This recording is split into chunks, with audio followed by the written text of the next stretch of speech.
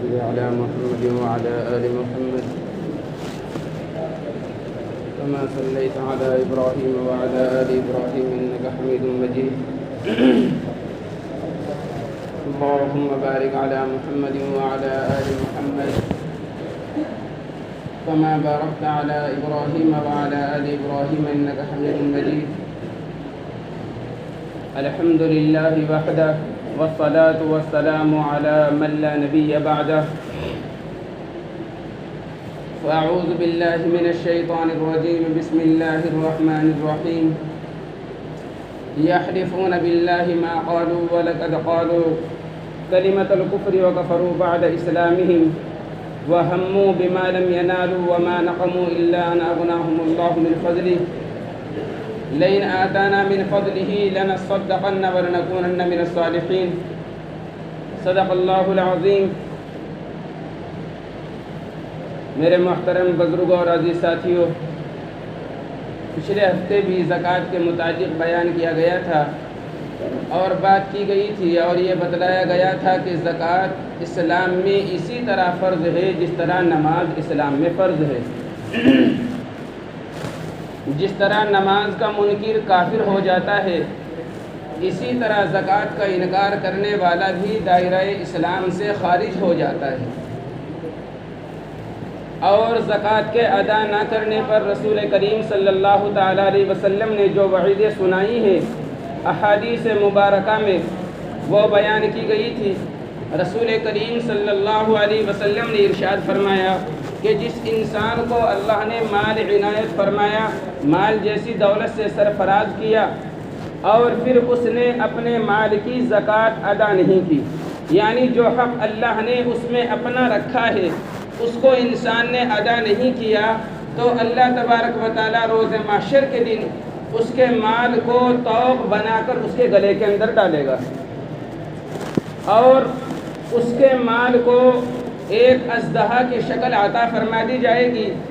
جو اس انسان کو ڈستا رہے گا حتیٰ کہ انسان ختم ہو جائے گا، پھر انسان کو دوبارہ وجود عطا کیا جائے گا اللہ کی طرف سے، پھر وہ اژدہا انسان کو ایسے ہی برابر ڈستا رہے گا۔ یہ وعید رسول کریم صلی اللہ علیہ وسلم نے ان لوگوں کے لیے بیان کی کہ جن کو اللہ نے مال تو دیا لیکن انہوں نے اپنے مال سے اللہ کے حق کو ادا نہیں کیا۔ اور قرآن پاک میں اللہ تعالیٰ فرماتے ہیں یوم یحمى علیہا فی نار جہنم فتقوی بہا جباہہم وجنوبہم وظہورہم ھذا ما کنزتم لانفسکم فذوقوا ما کنتم تکنزون، کہ اللہ تعالیٰ قیامت کے دن جو مال اللہ نے دیا ہے اور اس میں سے اللہ کا حق نہ دیا گیا ہو تو اللہ تعالیٰ اس کو قیامت کے دن جہنم کی آگ پر اس کو تپایا جائے گا، اور پھر انسان کے اس مال سے انسان کی پیشانی کو، انسان کے پہلو کو اور اس کی پشت کو اللہ تعالیٰ اس کے اس مال سے داغیں گے اور اس کو کہا جائے گا ھذا ما کنزتم لانفسکم، کہ یہ تمہارا وہ خزانہ ہے جس کو ہم نے تم کو دنیا میں عنایت فرمایا لیکن تم نے اس کا حق ادا نہ کیا، فذوقوا ما کنتم تکنزون، لہذا آج تم اپنے اس مال کے مزے کو چکھتے جاؤ۔ یہ وعید اللہ تبارک و تعالیٰ نے قرآن کریم میں بیان فرمائی ہے۔ اس امت کے ایک بہت بڑے صحابی گزرے ہیں، ایک تو ہیں ثعلبہ بن حاطب، یہ بدری صحابی ہیں، احد میں ان کو شہادت نصیب ہوئی، لیکن دوسرے صحابی ہیں ثعلبہ بن ابی حاطب رضی اللہ تعالیٰ عنہ۔ یہ وہ صحابی رسول ہیں جو اللہ کے رسول صلی اللہ علیہ وسلم کی خدمت عالیہ میں پہنچے اور اگر اللہ کے رسول سے گزارش کی کہ یا رسول اللہ آپ میرے حق میں دعا فرما دے، اللہ مجھے مال جیسی دولت عطا کر دے۔ اللہ کے رسول صلی اللہ علیہ وسلم نے فرمایا ثعلبہ میری حیثیت کو دیکھ اور مجھ کو دیکھ، جس طرح میں بغیر مال کے زندگی جی رہا ہوں تو بھی بغیر مال کے زندگی گزارنے کو ترجیح دے، اور یہ ایسا نہیں ہے کہ میرے پاس ہے نہیں کچھ بھی، بلکہ اگر میں اشارہ کروں تو احد کے جو پہاڑ ہیں اللہ ان کو سونا بنا سکتا ہے اور وہ میرے ساتھ چل سکتے ہیں، لیکن میں مال کے نہ ہونے پر اللہ کا شکر ادا کرتا ہوں، لہذا تو بھی ایسی زندگی گزار۔ ثعلبہ واپس ہو گئے، دوبارہ پھر واپس آئے، 2-4 دن کے بعد پھر فرمایا یا رسول اللہ آپ دعا فرما دیجئے، اللہ مجھے مال عطا فرما دے۔ اللہ کے رسول نے پھر وہی پچھلا جملہ دہرایا کہ ثعلبہ مال کے نہ ہونے کو ترجیح دو،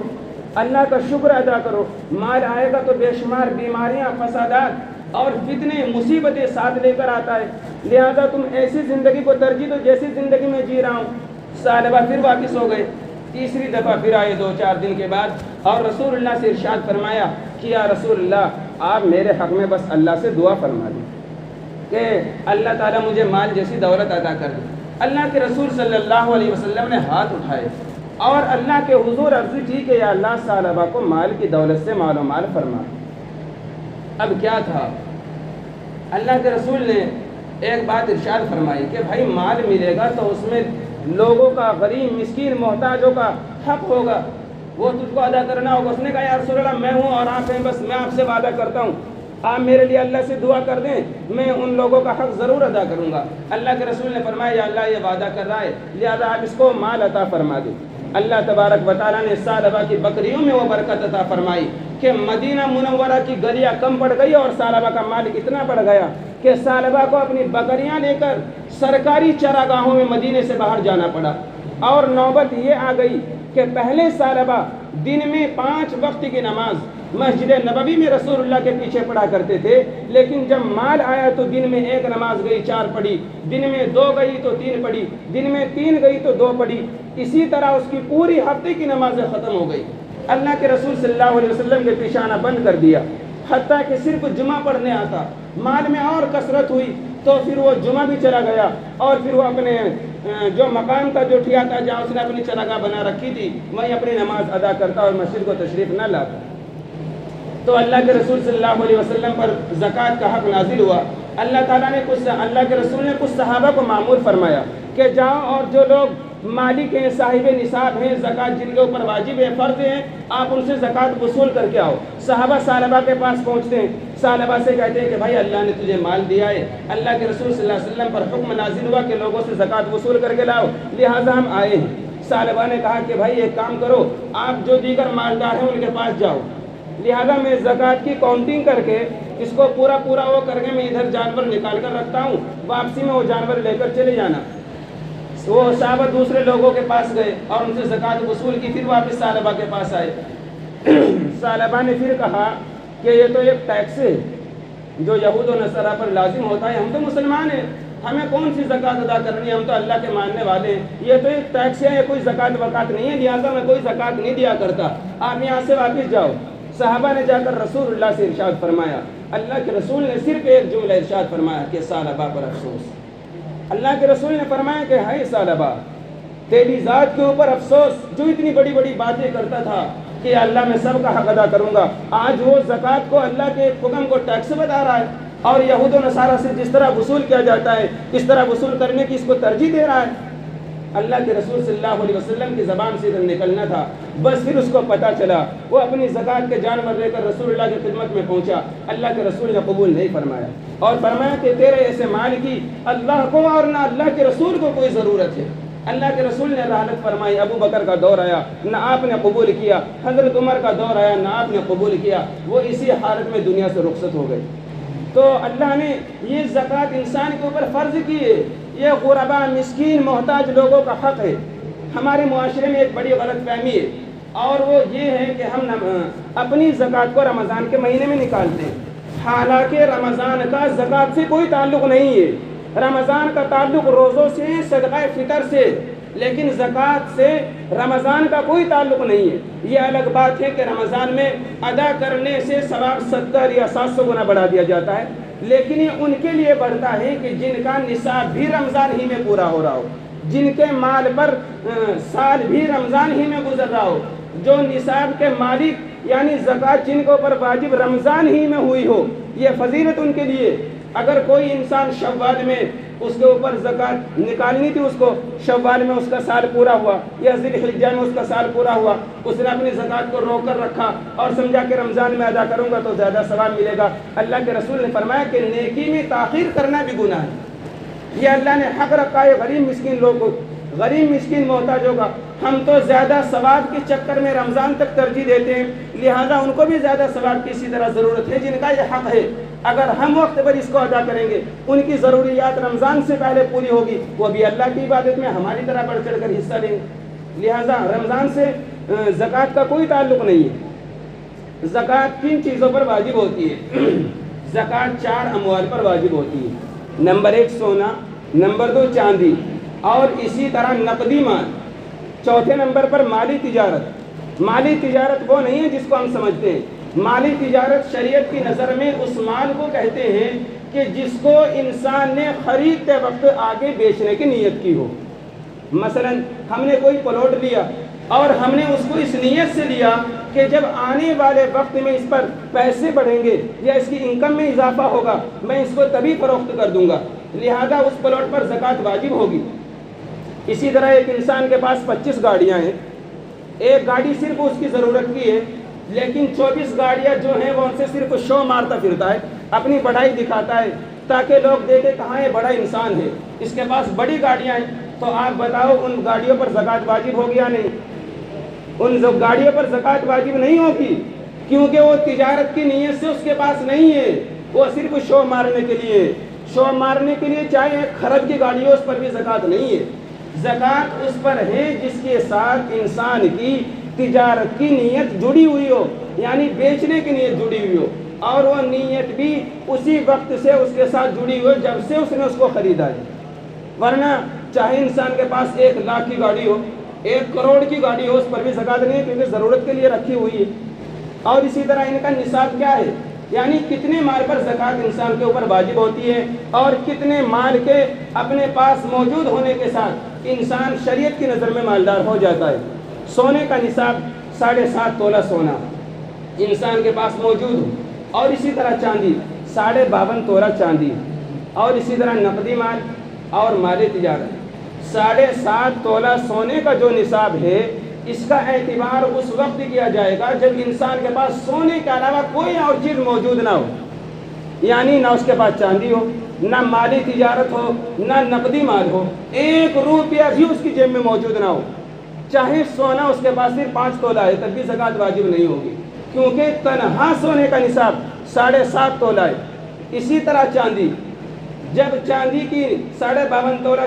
چاندی کی جو رقم ہے، یا 52.5 تولہ چاندی کا جو نصاب ہے، اس کا اعتبار اس وقت ہوگا جب اس کے علاوہ ہمارے پاس 1 روپیہ بھی موجود نہ ہو۔ اس کے برخلاف ہمارے پاس تھوڑا سا سونا ہے اور تھوڑی سی چاندی ہے، 10-15 ہزار روپے ہمارے پاس موجود ہیں،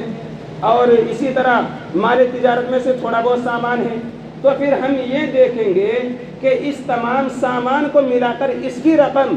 اگر 52.5 تولہ چاندی کی مقدار کو پہنچتی ہے تب انسان کے اوپر زکوٰۃ واجب ہوگی، اور صرف واجب نہیں ہوگی